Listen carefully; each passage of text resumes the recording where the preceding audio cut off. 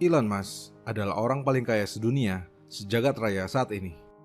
Dari sisi jumlah harta mungkin tak terlalu penting, namun sebagai sebuah pencapaian, tentu itu luar biasa. Melalui podcast kali ini, saya akan membagikan pelajaran hidup dari seorang Elon Musk. Bagaimana dedikasi, kerja keras, dan komitmen memang tak pernah mengkhianati hasilnya. Sebelum bercerita lebih jauh, saya punya satu pertanyaan yang perlu dijawab. Jika pada suatu hari kamu mendapatkan uang dari orang yang membeli bisnismu sebanyak 165 juta dolar atau sekitar 2,3 triliun rupiah, apa yang akan kamu lakukan? Kalau saya, mungkin saya akan membeli sebuah rumah yang luas di dekat gunung, membeli 1 atau 2 hotel mewah yang telah menghasilkan uang setiap bulan, liburan keliling dunia, dan bersenang-senang, lalu menginvestasikan sisa uangnya ke dalam instrumen yang aman seperti emas atau saham-saham blue chip.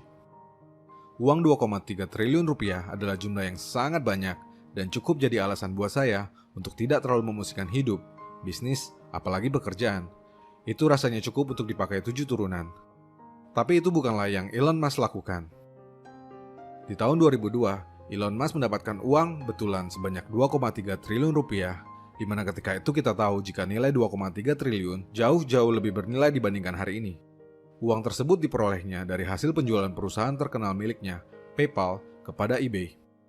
Tapi bukannya berhenti dan bersenang-senang, ia malah menggunakan seluruh uangnya untuk membuat 2 perusahaan baru bernama SpaceX dan Tesla. Ia tetap tinggal di rumah kontrakan, tetap bekerja keras, tetap hidup sederhana seperti sebelumnya. Misi hidupnya bukanlah untuk jadi orang paling kaya di dunia, melainkan bertujuan untuk mengubah dunia dan kehidupan manusia, termasuk mengurangi pemanasan global melalui peningkatan produksi dan konsumsi energi terbarukan. Sejak itulah perjalanan sejarah hidupnya berlanjut. Keputusannya untuk membuat bisnis yang sama sekali baru, terlebih di sektor yang tidak biasa, tentu melibatkan tantangan yang luar biasa besar. Dengan uang sedemikian banyak yang sudah berada di tangan, ini seperti mempertaruhkan segalanya untuk sesuatu yang tidak pasti. Bayangkan saja, SpaceX adalah perusahaan antariksa yang memiliki misi untuk mengirimkan manusia ke Mars dan hidup di sana. Siapa gerangan yang mau tinggal di Mars nun jauh di sana? Kamu mau tinggal di Mars? Sementara itu, Tesla adalah perusahaan pembuat mobil listrik yang sama sekali belum populer di awal 2000-an. Bersaing dengan perusahaan otomotif terbesar di dunia yang sudah mapan infrastrukturnya, dengan mobil listrik yang masih nol besar kala itu, bukankah itu seperti menggali lubang kubur sendiri? Tapi kenyataan berkata lain. Tesla Motors saat ini adalah salah satu perusahaan paling bernilai di dunia, mengalahkan Toyota, Disney, Coca-Cola, bahkan baru-baru ini juga menggeser posisi Facebook setelah harga sahamnya naik lebih dari 600% di tahun 2020. Elon Musk telah menjadi orang tercepat dalam menggeser posisi para seniornya di daftar orang terkaya di dunia. Dari Warren Buffett, Bill Gates, lalu Jeff Bezos. Demikianlah, dari 2,3 triliun, kini Elon Musk jadi orang paling tajir sedunia dengan harta lebih dari 2.700 triliun rupiah. Itu tentu tak akan pernah terjadi jika ia berpikir seperti kita, bukan? Sedikit kisah, jauh sebelum seperti saat ini, Elon ternyata memiliki masa lalu yang cukup kelam. Semasa kanak-kanak, ia kerap menjadi korban bully. Saking parahnya, ia bahkan pernah dilarikan ke rumah sakit setelah sekelompok anak di sekolahnya menghajarnya hingga pingsan.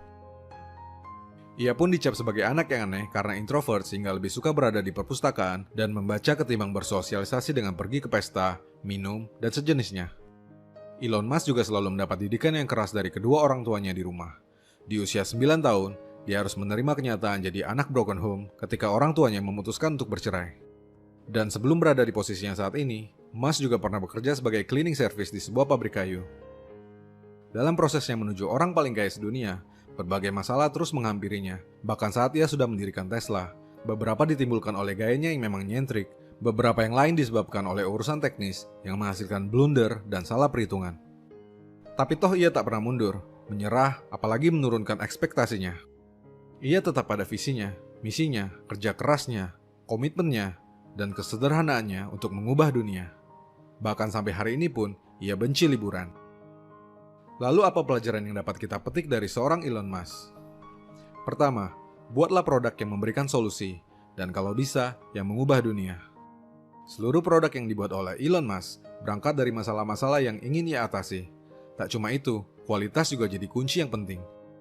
Pemasaran dari mulut ke mulut adalah yang terjadi pada Tesla, yang tidak terlalu banyak memiliki kampanye marketing yang wah. Kedua, uang bukan targetnya. Mulailah dengan menciptakan value.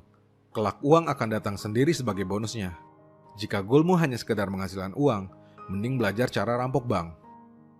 Elon Musk dikenal sebagai orang yang tidak terlalu tahu dengan jumlah saham Tesla yang ia miliki maupun berapa total kekayaannya.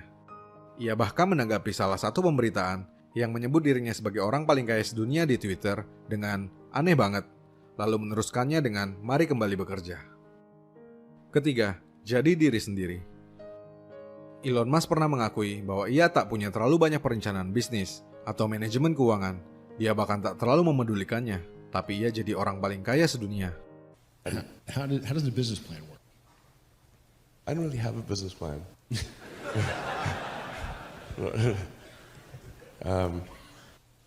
Yeah, I haven't had a business. I had a business plan way back in the Zip2 days.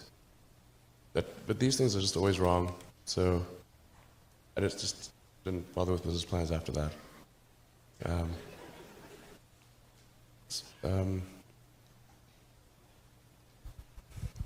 Yeah. Maka kekayaan memang tak punya rumusnya. Setiap orang harus berani menjadi dirinya sendiri. Apa yang kita pelajari tak seharusnya ditelan utuh-utuh tanpa dikunyah terlebih dahulu. Setiap orang memiliki stylenya sendiri, maka jadilah dirimu sendiri.